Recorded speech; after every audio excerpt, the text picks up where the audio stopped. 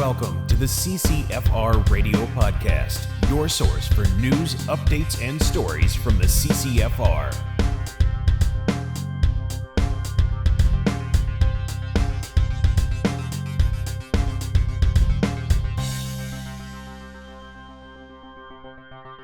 Hey everybody, welcome to episode 177 of the CCFR Radio Podcast. I'm your host, Giltaca. Thanks for joining me again today. Now, we've got a huge show for you. It's going to be a bit of a long one because we got a lot of stuff to cover.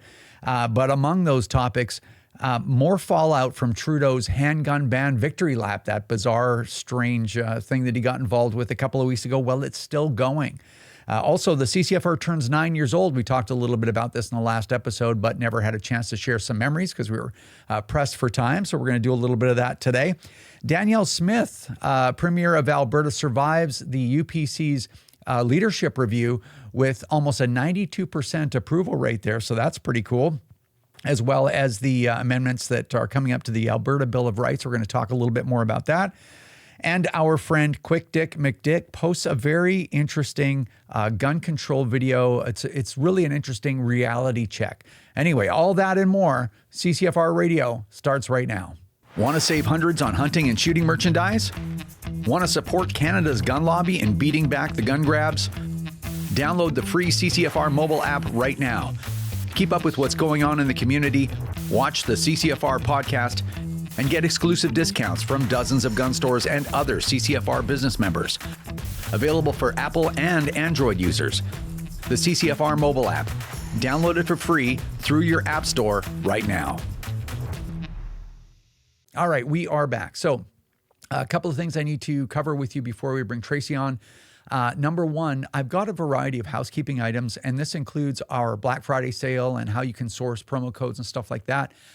All these housekeeping items I'm going to save for the outro, okay? So when Tracy and I conclude our conversation, make sure that you hang out. It might be worth your while if you're looking to buy some CCFR merchandise or some of the other things I'm going to talk about at the end. So just so you know, that's coming at the end of the episode. The only housekeeping item I want to share with you right now is the Willie the Kid contest is coming to a close this Sunday, which is November the 17th. So if you are interested in throwing your name in the hat for that, make sure that you do it right away because you're running out of time. So again, contest closes this Sunday, November the 17th.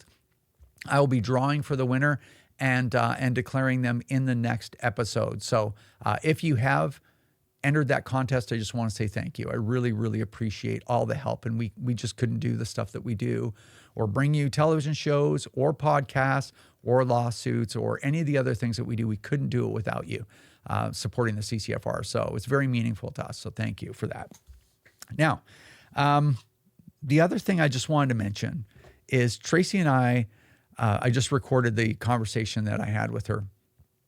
And we talk a lot about, in this episode, the violence that is plaguing Canada right now. And I just wanted to add a little bit of extra commentary. I don't spend a lot of time on social media, and the social media platform that I've chosen to spend the time that I do spend is X, right? Because you have some level of free speech there. You can get your news, all your news links there. It's not like Facebook, where the Canadian government tried to extort Facebook in their, they're such buffoons, and now you can't get any news on Facebook at all. This is where people get their news now. That's just, and Facebook are saying, I'm not going to help you promote Canadian media if you're going to try to make me pay to promote their product, right? Well, X is still free. It's still open, which is great. So I tend to spend my time there, and it's fast. So, I'll have my coffee and I'll be on X, Twitter, right? For I don't know, about 45 minutes in the morning while I drink my coffee and wake up. And then maybe at the end of the night, I'll be on there for another, 20, 30 minutes. But I get all of my information super fast because of the format of that platform. So anyway, the reason why I'm talking about this is over the last couple of weeks, you just see how much violence in general and home invasions and firearm-related violence there is going on, and criminality there's going on in Canada right now. It is unprecedented, and it exists for a number of reasons. And you're going to see where this conversation is going in a second. But when you look at things like these home invasions, where you have a group of guys, like 3, 4, 5, 6 people armed with guns, booting people's doors in, and then going into the house, taking, the keys to the car or the property, or shoot the people, or whatever it is that they want to take from people that are living in that home, or walking up to somebody who's in their garage and shooting them in broad daylight. Or in the case of the Saskatchewan tradesman, Tracy and I are going to talk about it in that conversation, but basically an attempted execution for his vehicle, his wallet, and his phone in Saskatchewan, rural Saskatchewan. Like, you're seeing the level of violence is just, it's through the roof. It's off the charts.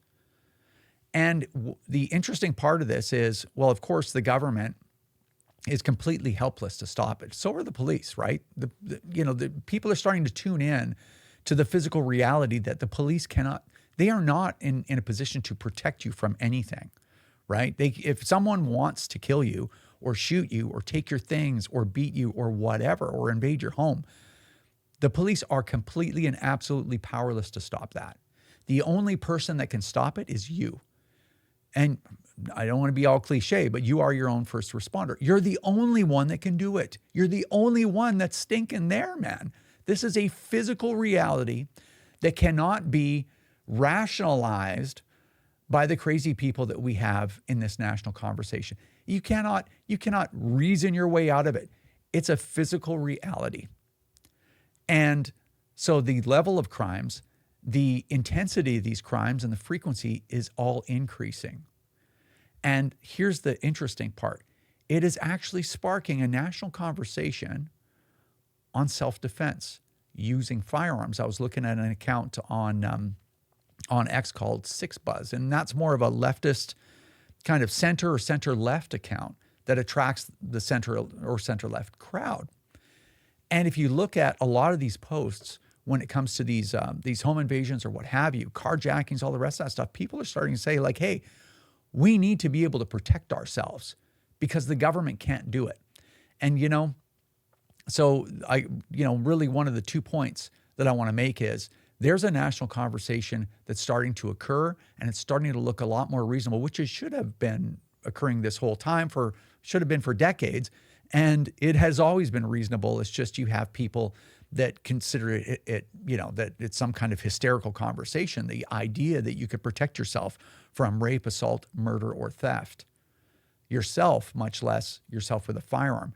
But people are starting to realize that when you take that right away from people, or you withhold it, you're actually making them victims, and you're actually the reason why they will be raped, assaulted, or murdered, or have their things taken.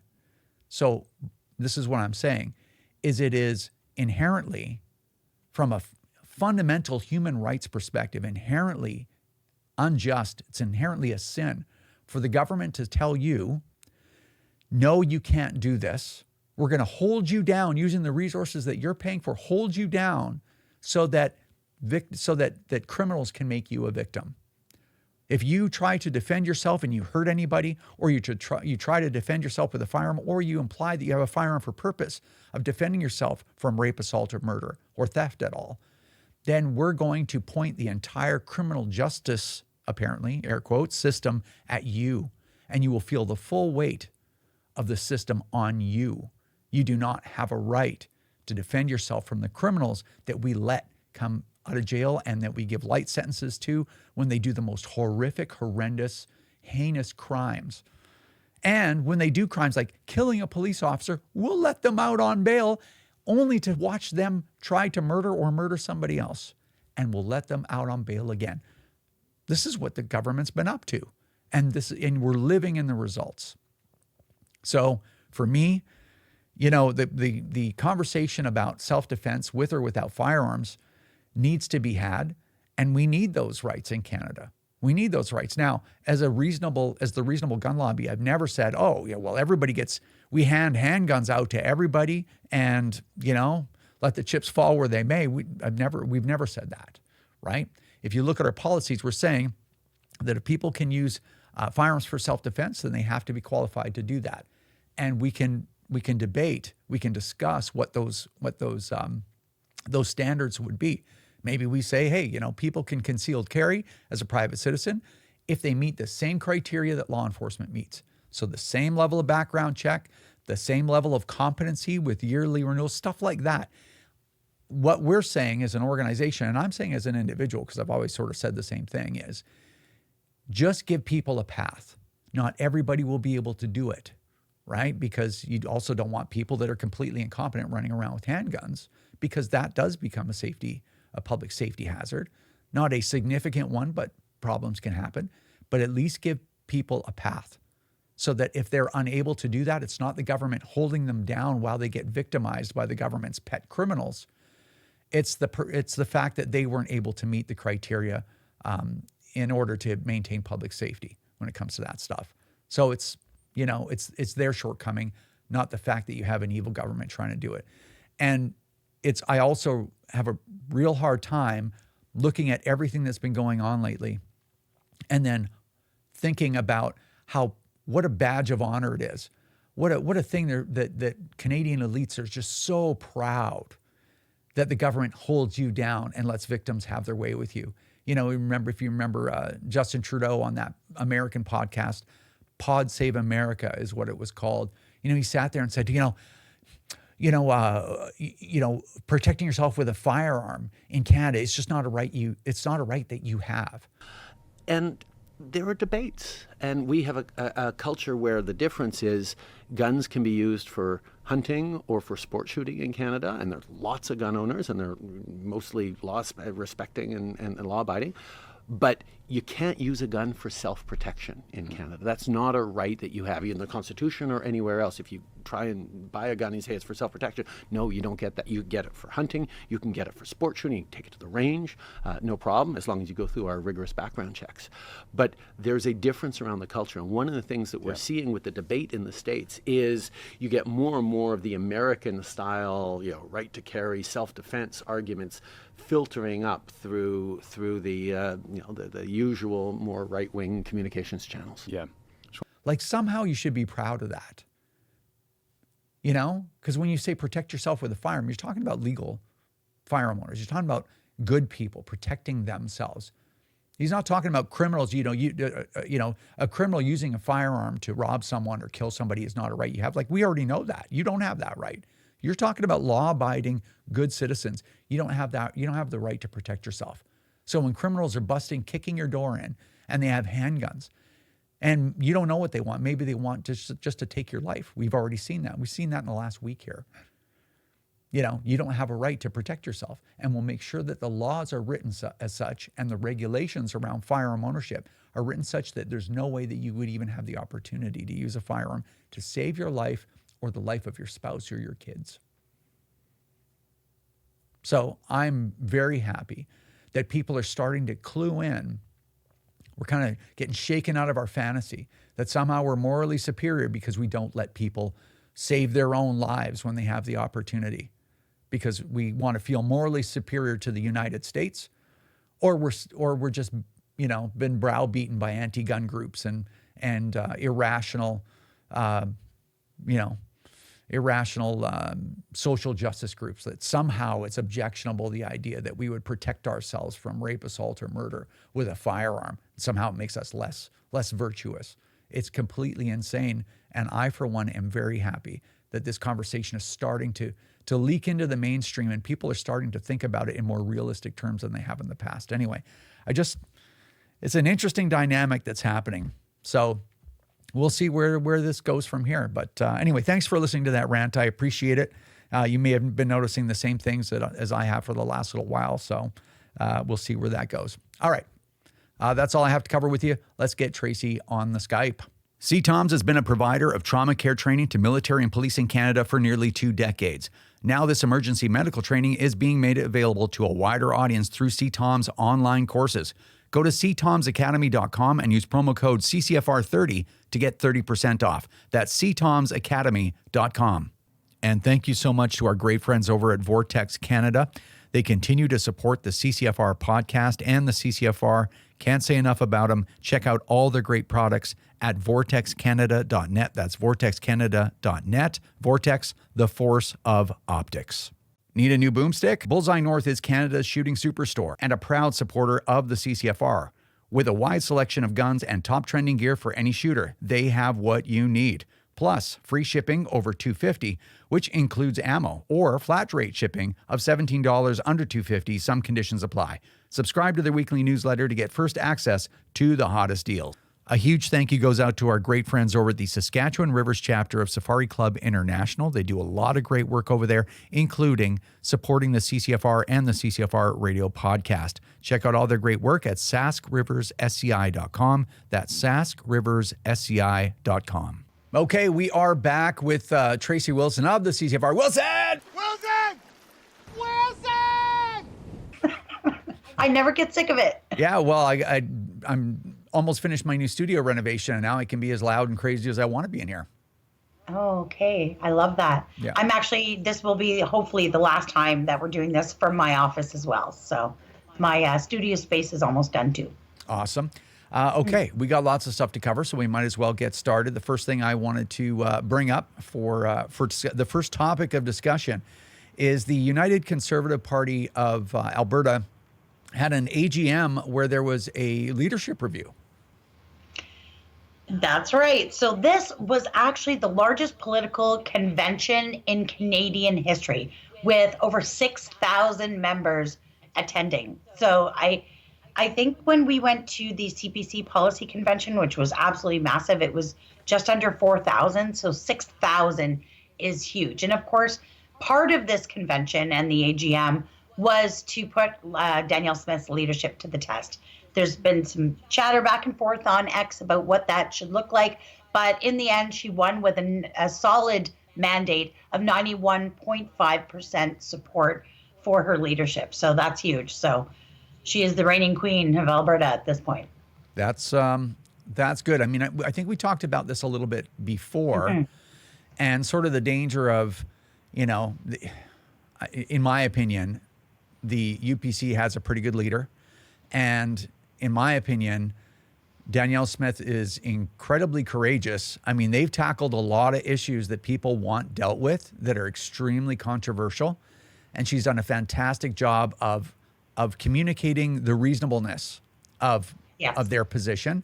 And that is so rare. I mean, look around at every leader in Canada and figure out who's got the ability to do that. So, I don't work for Danielle Smith's campaign team, but from what I've seen, she's done a really good job. I mean, nothing ever moves as fast as everybody wants it to, but things are moving forward in Alberta, including their Alberta Bill of Rights. And I wanted to comment on that, but I think you had something to say about that too, right?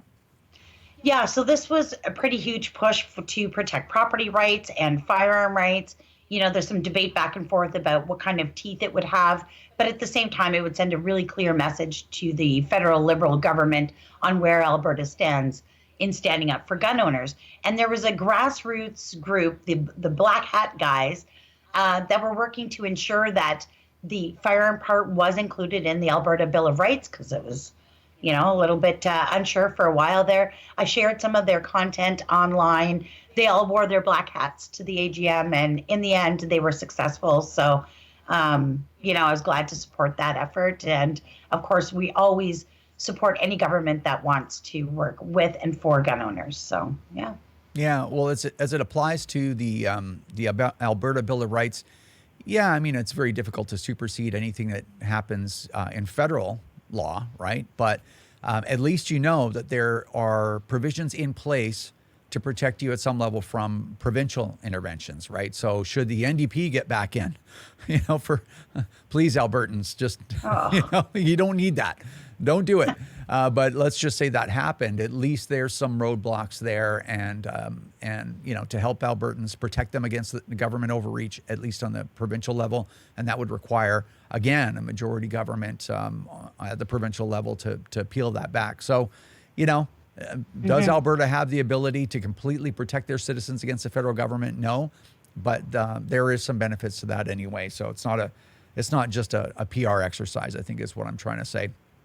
Absolutely. But anyway, Yeah, congratulations to Danielle Smith for that 91.5% approval of her leadership, at least this far. Yeah, I think that in itself is historic. All right, now in the last episode, we talked about Justin Trudeau's absolutely bizarre, tone-deaf, narcissistic victory lap about the handgun freeze a couple of years ago, and what a hero he is to the common Canadian, and how successful his government has been keeping Canadians safe. And we talked about that, I think, in a little bit of detail in the last episode. But gun control has stayed in the media over the last few weeks. We've got MPs in the House of Commons going out on this like crazy. The media is talking about it. Law enforcement is talking about it. I think committees even been reconvened to talk about it. It's just like, here's the problem. And we've said it from the very beginning, is that as long as the focus is on licensed legal gun owners and their licensed legal guns, this violence is going to continue.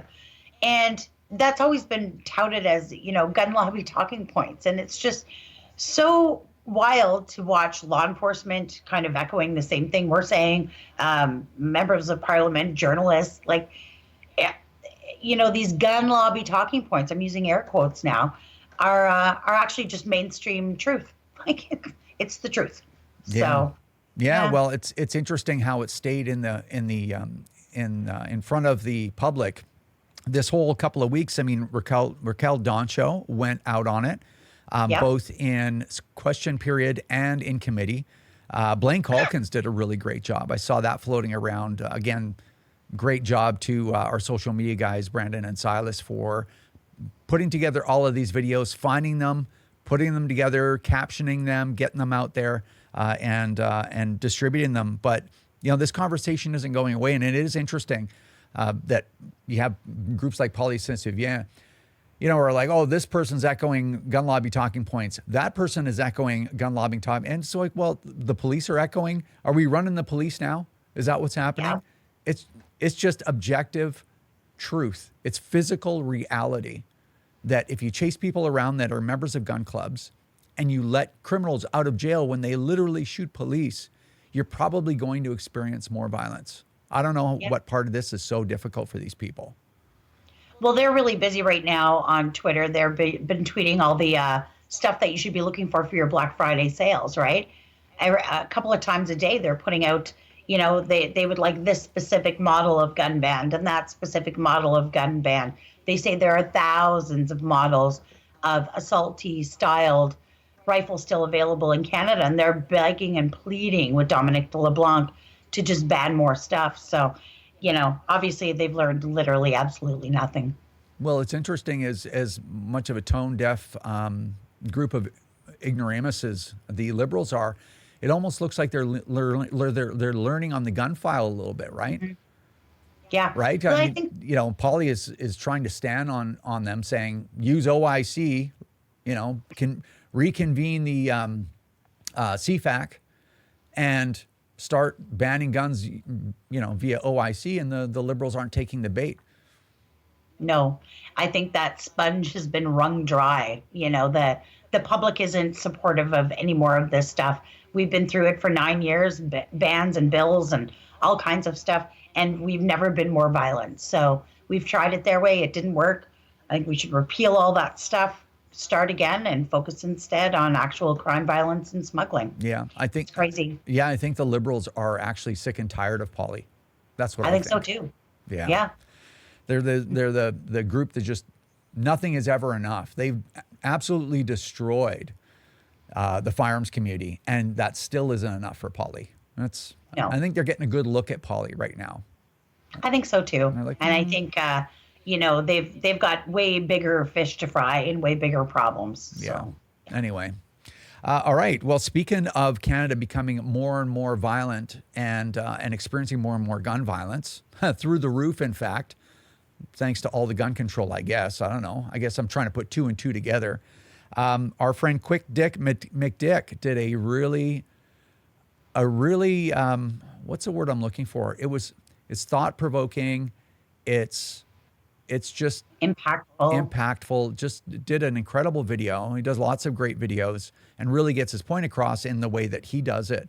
But this story was really something, and kind of gives you, it's a signpost to tell you where you are in Canadian history right now. Do you want to give just an outline of that video?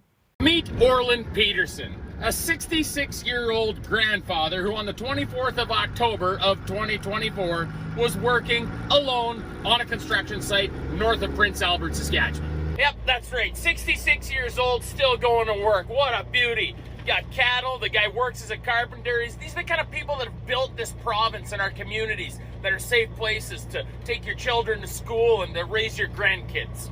Then a group of criminal come rolling onto the job site. Orland gets a gun shoved in his face and demanded that he tell him where his truck keys are and all of his valuables are, and then he gets clobbered in the back of the head with the butt end of a fucking shotgun. And once the criminals have his truck and all of his belongings, Orland is ordered up off of the ground, marched into a job site trailer, and the coward human piece of excrement says to the guy, "Sorry bro, but I gotta shoot you," and pulls the fucking trigger. Orland miraculously survives because he's a tough old Saskatchewan bastard, walks a kilometer down the road to find help, and then eventually is taken to the hospital, and he's gonna make her. So then RCMP issue a dangerous persons alert, and they wind up chasing down and arresting Melissa McCallum and Angus Heathen. And then they issue a wanted notice for Dallas Fulton, who is to be considered armed and dangerous. Now let's be honest here. The Mounties probably have a pretty good idea where Dallas Fulton is. And the Mounties probably have a pretty good idea who the fourth suspect is in this situation. And the Mounties are probably trying to do absolutely everything they can to lock this case down so that they have some sort of a chance to make an airtight case so that these bastards don't wind up out on the street again. And you know what's probably going to happen when the Mounties do find these guys and get them arrested? Absolutely nothing. We live in a country now where a 66-year-old man can't go to work in the morning without fear of being f***ing beat down on the ground and shot. And the dirty pieces of shit that did it to him will be back out on the street doing it to somebody else before the ink on the Mounties arrest report is even f***ing dried. This is an absolute failure of government. Our justice system is a joke because there is no justice in the system. You know, it's just to think that in the, middle of nowhere, rural Saskatchewan, and this old lad just trying to do his day of work and, contribute to society. And this is, sorry, man, we're going to shoot you. And they do. It's just, I don't know, I think that touches home for a lot more people than some of the more gang-related stuff that you see in the big urban centers.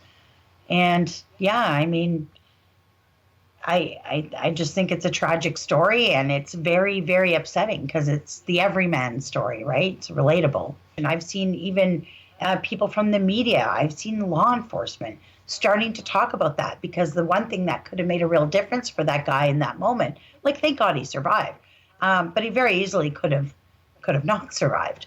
Right. And the thing that would have made the difference in that moment is a way to protect himself against a bunch of thugs with guns. Right. So I don't know. It's almost like the liberal policies that were meant to, have destroy the idea of owning a gun in Canada have actually made it more attractive to people. So I don't know. They've made a mess of it. Well, I talked a little bit about this in the intro, and, I mentioned, on one hand, you have criminals that have no problem sourcing guns, whether they're from the United States or anywhere else, or stealing them from people. And then at the same time, the law holds you down. Justin Trudeau goes on a podcast and he says, defending yourself in Canada with a firearm is not a right you have. It's almost gleeful, So I don't know. I think things are changing and people's attitudes are changing, and you're kind of seeing it even through elections. Right. So, yep. And polling. All right, let's move on. Now, speaking of all this criminal behavior in Canada, and then on top of that, guns, there was this superlab that was busted in British Columbia, just outside of Kamloops, and this lab was was the most sophisticated synthetic drug manufacturing operation I think that's ever been found in the country's history. Well, I was reading a little bit about this, and I thought it was a typo. I actually had to ask you. But it said there was 100 million lethal doses of fentanyl. And I thought, well, that can't be accurate. 100 million doses? I mean, that sounds ridiculous. Lethal doses? So you're saying you could kill Canada, the entire population of Canada, almost 3 times over? And you're explaining to me how potent these drugs are. They had a huge cache of illegal guns as well, explosives, body armor. This is a very sophisticated Mexican cartel superlab. And to think that that's existing right here in Canada is just, it's mind-boggling that the government's spending all their energy and all their focus and resources chasing people like you and I around. I don't understand what's happening. Yeah, well, number one, I want to know, because there was a lot of guns there. Like, I forget how many guns, but it was a large number, and they were not cheap guns either, because I saw the pictures of them. And there was some Chris Vectors. There was all kinds of other guns. Like, these are $2,000-$3,000 rifles. And I want to know what the people that got busted, what is their gun club going to do about this? Are they going to face disciplinary action from the board for this kind of criminality? Are they going to have to do a work bee? Yeah, well, that's what I tweeted something obnoxious like that today. You know, where these pesky duck hunters. You know, I mean, it would be funny if it wasn't so tragic, right? But I don't know. It's like we're in an upside down world. I'm going to find that red nose in Crystal. Yeah, it's just crazy. And, you know, one thing I would mention as well is that this lab was so sophisticated that they were actually manufacturing precursors for drugs, which is you need a commercial, you know, chemical laboratory operation to do that, to make them from scratch. And it's interesting because I've had this conversation with a lot of people, and, you know, you've got the RCMP and the anti-gunners and the liberals and whatever, and NDP and Bloc for that matter. You know, they're like, oh, ghost guns. Ghost guns is the biggest threat. It's like, man, 3D printing plastic frames for handguns, you know, it's nothing. It is absolutely nothing. Wait till you have criminals like these ones that have the resources required to buy CNC machines, actual CNC machines, like milling machines, and pay a machinist, you know, $100 an hour in cash to come and work for them. They'll be building real guns that will last as long as normal guns that you would buy off the legal market. They'll be making full-on, legal, fully durable, actual handguns and rifles and full autos.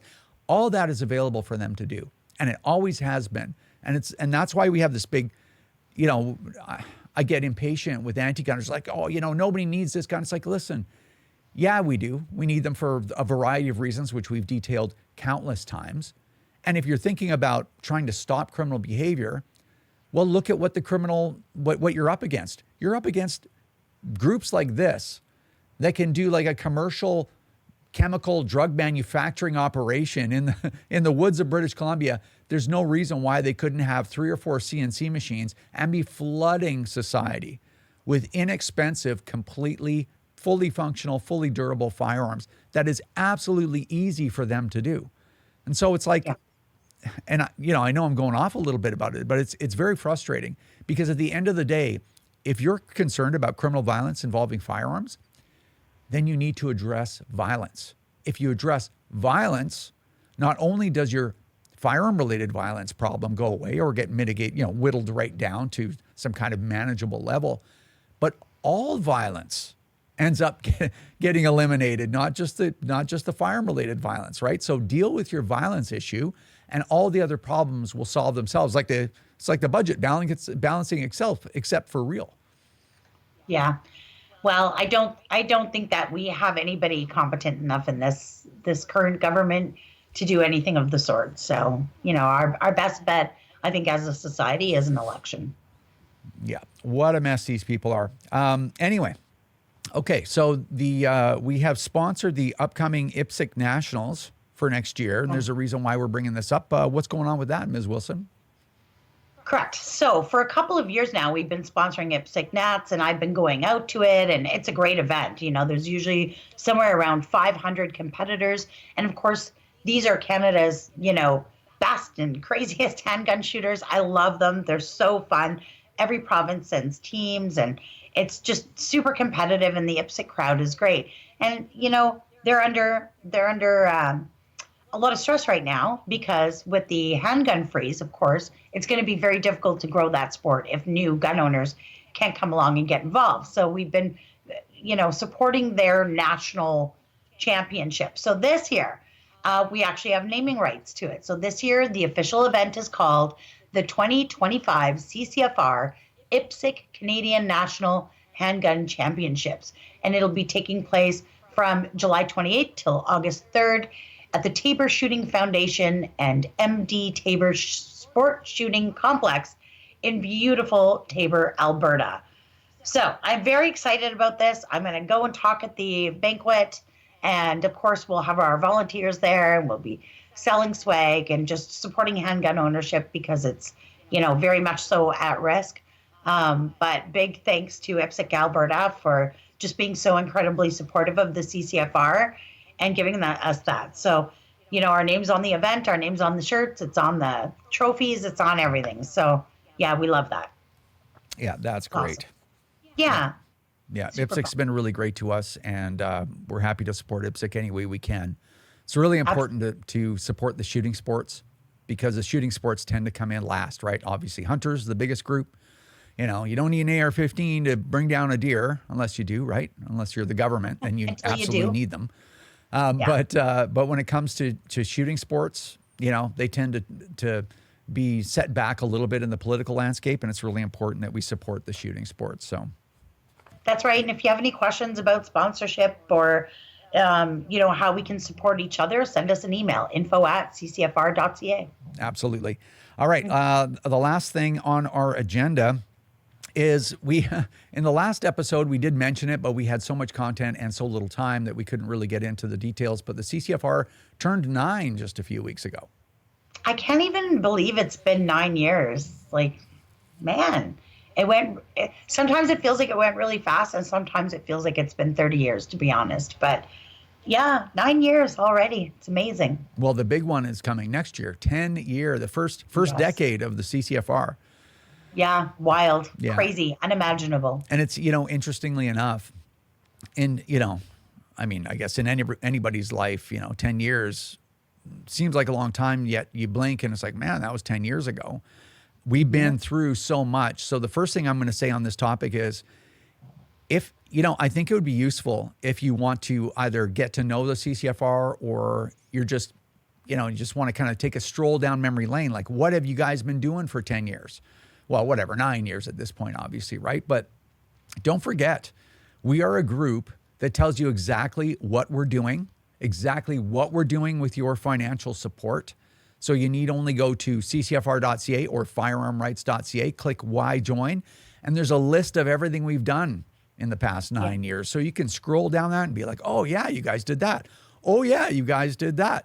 Oh my God, I almost forgot about that, right? Like we've been around. So I think we were talking before we started recording. Why don't we at least mention the favorite things that the CCFR has ever done, in your opinion? So what's your favorite? Well, it's very difficult to narrow down my most favorite thing, but I would have to say it was the Integrity Tour. And that was during the 2019 election. We were struggling to get billboards. That's what we wanted. So we had done a billboard project, but we were trying to get billboards in cities. And of course, a lot of these companies just simply wouldn't deal with us. And we came up with the idea, well, instead of maybe a billboard, what about like a moving billboard, like the side of an 18-wheeler or something like that? But of course, budget is always a concern. We want to make good use of member dollars, and it would just cost a lot of money to have somebody drive a truck around and then stay in hotels. And, what if people wanted to do interviews? Well, then you or I or both would have to go. And it was just this big confusion. And we came up with the idea, it was actually Colin's idea, to use an RV. So we got this RV. Well, we rented it because, we're not going to spend money buying one. And it was actually super cheap to rent it because it's the off season. It was October. Nobody's renting RVs to go camping in the middle of October except us. So we rent this RV, got a really smoking deal on it, got a great deal on the graphics, wrapped this RV with this crazy, beautiful, terrifying liberal failure. We called it the Liberal failure bus. And basically, we drove across Canada with it, which was nuts. We called it, instead of door knocking, like during normal elections, we called it door kicking, which was funny. But yeah, basically, we were in search of Liberal integrity. I can safely report that we found absolutely none anywhere across the country.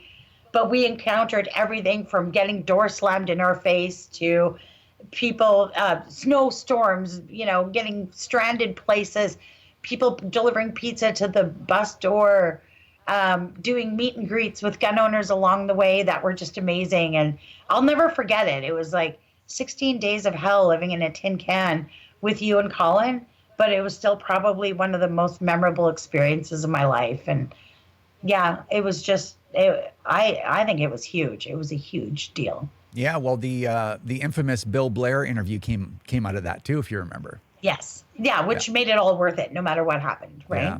So. Yeah, what a terrifying experience it was, being so physically close to him. Yeah, he's a big man too. He's got some anger issues. He's big, and there's just something wrong with him. Yeah. Yeah, I just remember his eyes, his eyebrows were vibrating up and down, and it was very strange. I was like,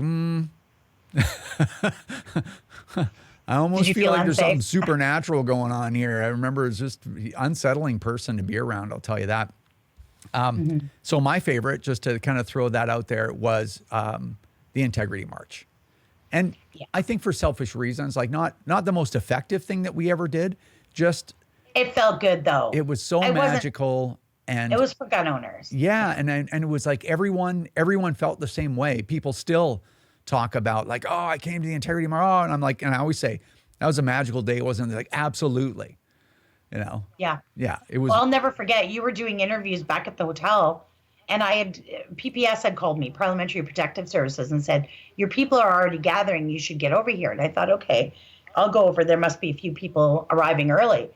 And I'll never forget, I'm kind of short, as you know, and I'm going up the steps of Parliament Hill, the big stone steps outside.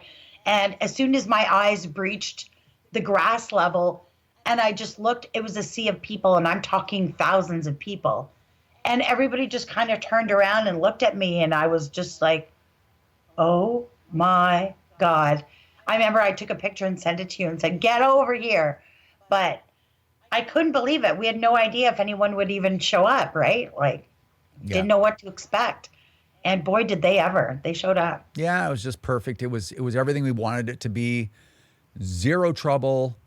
We left the city cleaner than we found it. We actually had people assigned with garbage bags, picking up garbage as we walked right at the back to make sure. Yeah, whether it was ours or not, just pick it up. Yeah, and I mean, you look at all the other demonstrations that you see, and nobody does that. They leave things, if they don't burn the town down, and they don't create violence or intimidate people, they'll leave a huge mess, right? But yeah. Anyway, it was pretty good. But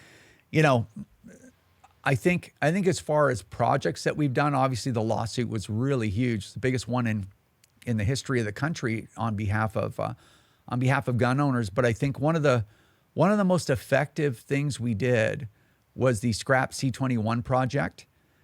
And, with the range posters, with the posters sent to gun stores, or any business, with the video that I specifically made for my Senate appearance and sent to all the senators who basically all watched it, with our appearances as well, with the letter writing and just that whole thing. Now, again, people know how I approach this thing. I would never claim that the CCFR was the reason why the amendments in Bill C-21 were defeated. No. But we were a pretty big factor in it. And it was at least, because we've only existed since there's been a Liberal government in place, but at least it was the one time that I could point to say, we threw everything we had at them, and it actually deterred them. Yeah, we got the result that we wanted. Yeah. Yeah. Can you imagine if we didn't do anything? We'd be sitting there with all of those guns, that 300 pages of guns, all prohib. Oh God, I don't even want to think about that. So my selfish favorite thing that you've done is the dramatic takedown of Talib in House Committee during C-21. And you'll remember you went there to talk about the bill and you had prepared, I think you had 5 minutes to do an opening speech on why we oppose C-21 and why it's hurtful and not going to be helpful. Here we are years later. You were right. But in any event, and then you get to the point where you're there to take questions. And all the questions were like Tlaib complaining and whining about my Twitter account and how mean I am and, all this crazy stuff. And just that takedown video, I'm going to put it on my social media again so everybody can see it. I watch it probably more often than is normal, but that was just such a delicious, savage takedown of that little guy. It was beautiful, Giltaca, just beautiful. Well, I don't know. It didn't feel very gratifying at the time. It was very uncomfortable. No, but watching it back, you have to admit, like, you handled that really well because that was incredibly uncomfortable. Yeah. Yeah. Yeah. Well, you know what? I guess if I were to take anything away from it, it was great practice for me because that was the most. I think in the history of the CCFR, I know we're talking too much about this, but I mean, if this episode's a little bit longer, that's okay. In the history of the CCFR, I've had lots of like what I would consider hostile interviews or interactions, but really there were two. There was the one with Tlaib, and then there was this radio interview I did with a station in Hamilton, and the guy was Scott Thompson. That's who it was. Oh, I remember that. And it was just savagery. And I remember like that was the worst one. That was the first super bad one I ever had. And I think I kept, the angrier he got at me, the more I'm like, okay, I need to be even more calm with him. And I was quite happy with how that turned out. But man, I got out of there and I was just like shaking like a leaf because you have to exercise so much self-control.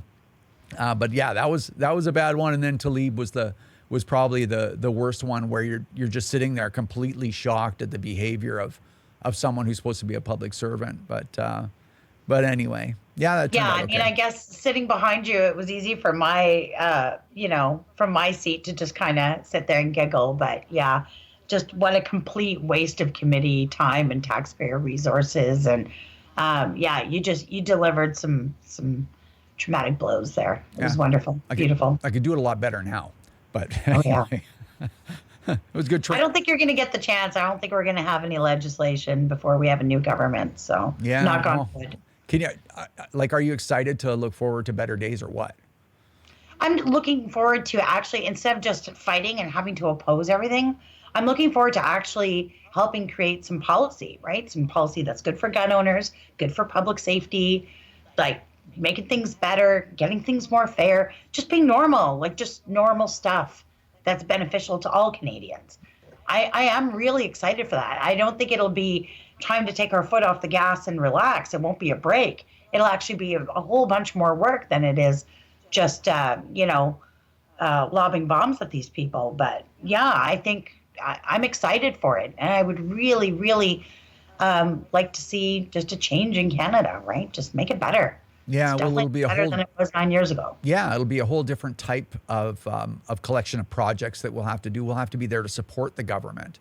Yes. Not just show up and talk to them, be like, this is what we want. This is how you can word it. I mean, there's obviously that work to do, but there's everything around the government to support them while they make these changes, to make sure that they don't, as we said a million times, suffer terrible political consequences, negative political consequences for it.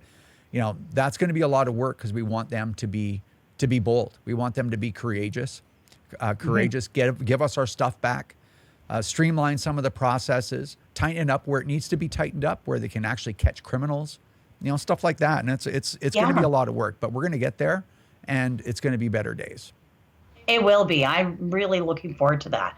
I'm a policy nerd, and I love that, and I can't wait to get there. So yeah, we'll get there. And of course, next year is the big one. 10 years, a decade. 10 years. I think next year is just going to be just an amazing year.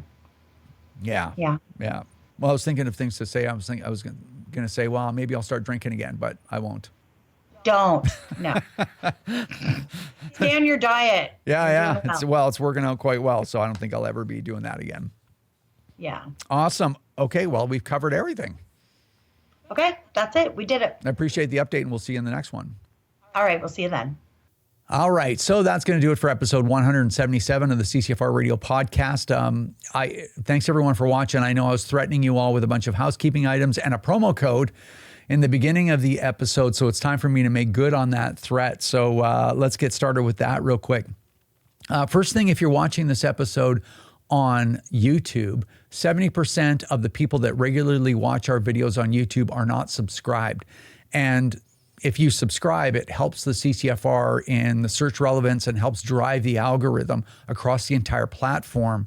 So really appreciate it if you're watching, really appreciate it if you're sharing it. But if you possibly could just subscribe, you don't have to hit the notification bell. Between you and I don't enable notifications in anything because it's just too much. I'd be overwhelmed with notifications. So I don't do that. But if you do subscribe, it helps the CCFR. So if you could take a second and do that, would greatly appreciate that if you enjoy the videos. Willie the Kid contest, as I mentioned in the beginning, it is ending on November the 17th. That's this Sunday. So if you want to get an entry and help the CCFR, go ahead and do that. If you have already, or you're going to do that, I really appreciate the help. We're doing everything we can possibly think of, and the fight isn't over, and we will stay at it. So the only way that we can do that is with your support, and the way that we've been doing it all this time is from your support. So I really appreciate it. Just wanted to mention that. Next thing, Field Officer of the Month, the most important part. Field Officer of the Month for October 2024 is our great friend, Jim Carlton from Calgary, Alberta. Thank you so much for your work, Jim. Jim has been with us for quite a while, and he's an excellent representative of the CCFR and does great work for us. So really appreciate it. Jim, if you've forgotten or didn't know what you get as a Field Officer of the Month at the CCFR, you get a year's free subscription to Canadian Access to Firearms, otherwise known as CATF, graciously monthly donated to us by Donovan Dewis over at CATF. So thank you so much for that, Donovan. You also get a $100 promo code for the CCFR online shop. And of course, you get mentioned on our television show and on the podcast. And Donovan's been putting field officers' pictures in CATF and a personal thank you there. So that's really cool too. So thanks again, Jim. And now the promo code thing. So what we're doing for a Black Friday sale for the CCFR online store is we're issuing a promo code, but it's kind of an incentive. So if you join our closed Telegram group, we will send out a promo code on Friday, November the 22nd. So try to be in the group by the 21st. If you join our private Discord group, and that's for CCFR members only, you have to be a CCFR member to be in the Discord group, there'll be a promo code there as well. Or if you're on the CCFR app. So you'd have to be on the app by Thursday, November the 21st, in order to see the notification that will pop up on Friday, the 22nd. So if you're not on the app, it's awesome. We're getting great reviews from the app, and it's actually quite handy. So get on the app as soon as you can. If you need instructions for the app, just go to ccfr.ca or firearmrights.ca. Look in the news items. There's a story all about the app, and there's instructions there on how to connect your existing membership to your membership in the app, or just buy a new membership through the app. And then you've got, of course, your membership card there. You can take advantage of all of the vendor discounts that we have there exclusively for CCFR members, and do that by the 21st, and you'll end up with a 10% promo code for a Black Friday sale online. So Telegram, Discord, or the app. If you're not in any of those things, get into at least one of them, and you'll get 10% off promo code for our online store for Black Friday. Now, the links to the Discord and the Telegram, because they're closed groups, closed group in Telegram and a private server on Discord, it's difficult to find them. So an easy way to find all of these links, the invitation link to Discord and whatnot, is to go to our Linktree account.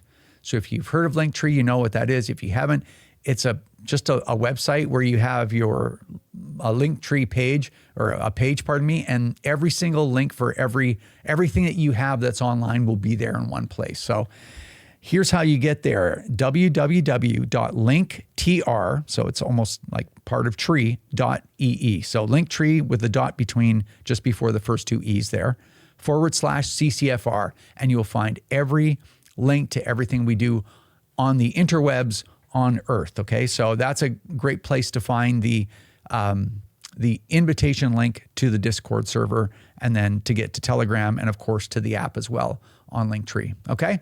So 10% off for Black Friday. That's how you will source it. Anyway, thanks so much everyone for watching and listening. Really appreciate all the support. Take care, and we'll see you in the next one. This is another episode of the CCFR Radio Podcast. Remember, if you don't stand up for your own ability to own and use firearms, who will?